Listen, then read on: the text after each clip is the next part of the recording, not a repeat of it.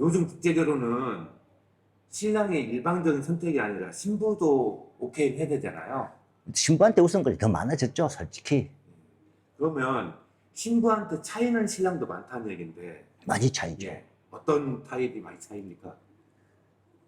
자, 첫째, 일단 초혼이냐 재혼이냐도 이제 많이 좌우합니다, 신랑분들이. 왜냐면 재혼이다 그러면은 이 신부 입장에서도 뭐 그 신랑분 누구 원인 때문에 이혼했는지를 모르잖아요. 그러니까 조금 걱정하는.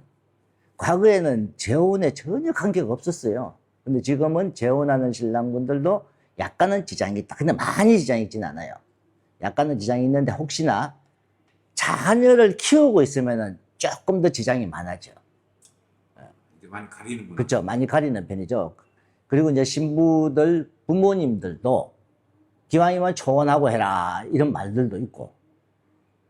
근데 이제 그 신랑분들이 조금 나이가 있는 50대 신랑분들 있잖아요.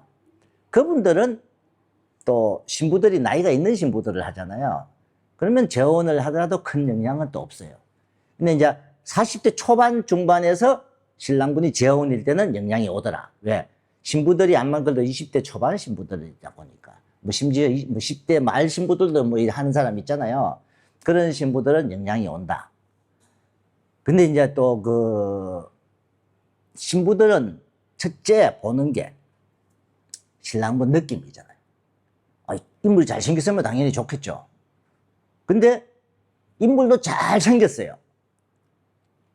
재력도 있어. 근데 재혼이다 보니까 많이 까이는 신랑도 있다. 그 이제 그 외에 이제 대다수가 보면 신부들이 많이 보는 거는 신랑의 인상을 많이 봐요. 선인상. 예.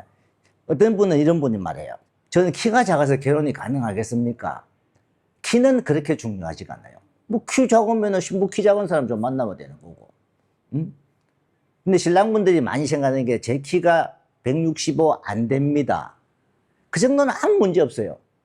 사실 뭐 저희 회사에도 뭐 160 되는 신랑분도 여러 명 와서 결혼을 했지만 어떤 분은 키가 160이고 그런데도 한 명한테도 안 까있어요.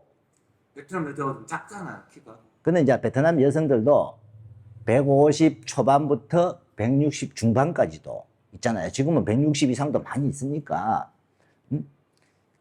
키도 문제가 없고. 근데 이제 아까 말했었던 뭐 대머리다. 대머리는 약간은 지장이 있습니다. 대머리. 약간은 지장이 있어도 그렇게 내가 결혼 못할 정도로 큰 문제는 아니다. 일단은 느끼는 호감도. 신부들이 착하다. 이런 느끼는 호감도가 많이 좌우해요. 아니 뭐 선적하게 생겼다. 조금 그게 문제가 되죠. 그런 사람 어떻게 됩니까? 근데 맞선을 볼 때 항상 신부 앞에서 웃어주고 많이 웃어주면 신부들도 사람 참 좋아 보인다. 근데 예를 들어서 덩치도 있고 얼굴도 좀 산적처럼 만약에 그런데 인상을 푹 쓰고 있으면 아마 신부들이 거의 선택을 안 하죠. 그러니까 맞선을 보는 팁, 좀 옷도 좀 밝은 톤 입고, 그 다음에 항상 웃어주는 얼굴. 웃는 사람 보면 좋아 보이잖아요. 그분 좀 자상해 보이고 이런 인상을 많이 심어줘야 되는 거죠. 근데 이제 또 의외로 남자들 중에 인물이 있어도 깐깐해 보이는 사람 있잖아요. 날카롭게 보여요. 그도 별로 신부들이 좋아하는 인상은 아니다. 얼굴이 잘생겼고 못생겼고 보다도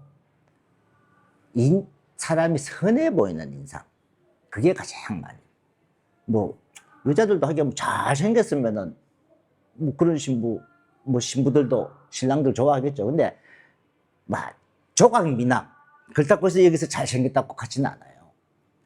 착해 보이는 인상. 그래서 키가 작고 몸도 좀 통통해도 사람이 생글생글 웃어주고 하면은 누구나 호감을 간다.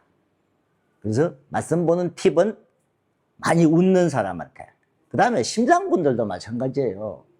신부가 맞선 볼 때 많이 웃어주고 이러면은 대답을 할 때 항상 웃고 생글생글하고 이러면은 신부가 좀 밝아 보이고 당연히 그 여성한테 호감이 간단 말이에요.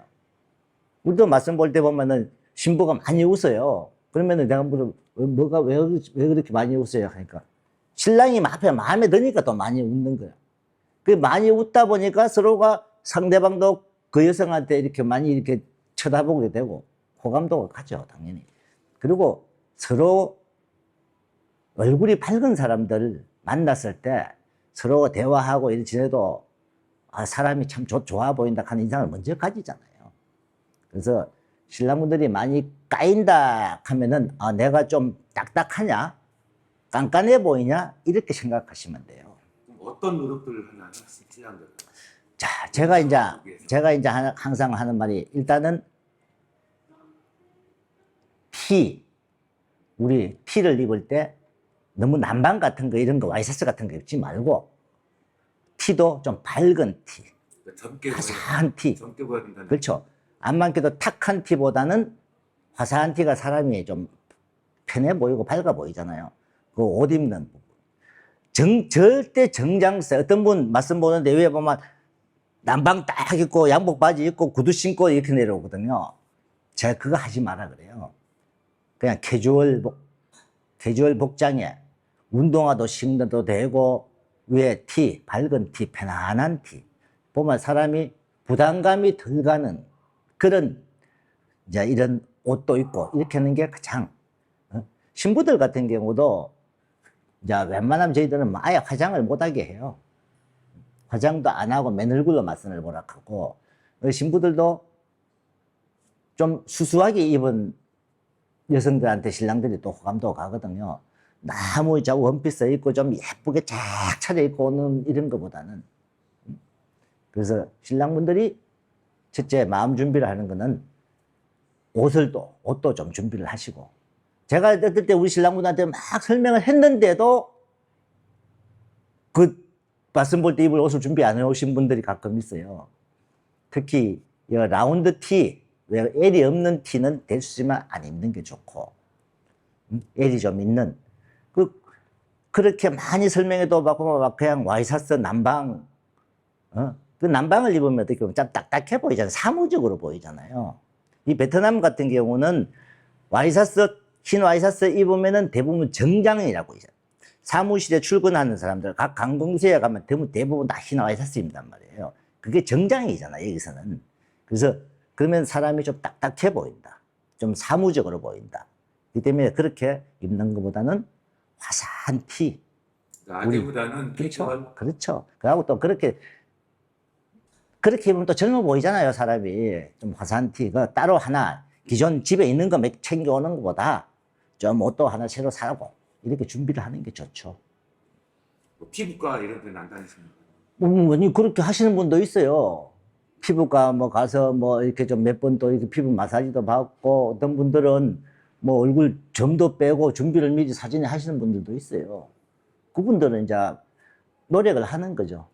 근데 이제 대체적으로 오기 전에 이제 피부과 저는 그런 거보다는 머리 좀 깔끔하게 깎고, 좀 흰머리가 있으신 분들은 염색도 좀 하고, 좀 깔끔하게 준비해 오시라. 그게지. 굳이 저는 피부과에 가서 막 마사지 받고, 어떤 그런, 요즘 레이저 시술도 받고 이렇게 하시는데, 굳이 거기까지는 안 해도 된다. 본인이 그냥 깔끔하게 준비하면 된다. 그래도 신부한테 잘 보이고 싶은 마음에 또 그러고 싶은 마음이 있겠죠. 근데 이제 자연스러운 모습을 보여주는 게 가장 좋습니다. 대신에 신부하고 대화할 때는 항상 웃어주고, 어떤 분들은 긴장해서 딴 데만 쳐다보고 있는 분 있고, 인상 푹 써 고개 숙이고 있는 분도 있고 이렇거든요. 그냥 마주 보면서 이렇게 웃어주고, 웃어주는 사람은 무조건 좋아 보이잖아요. 첫째, 선해 보이고.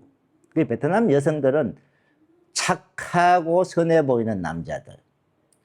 이 남쪽 여성들 같은 경우는 어떤 분들은 이렇게 해요. 수입이 내가 작아서, 남쪽 여성들은 신랑들 수입 그렇게 안 물어봐요. 먼저 사람이 착해 보이면은 선하고 얼굴이 밝은 얼굴 이런 분 같으면 신부들이 다 호감도를 가져요. 그래서 너무 그렇게 걱정 안 하셔도 됩니다.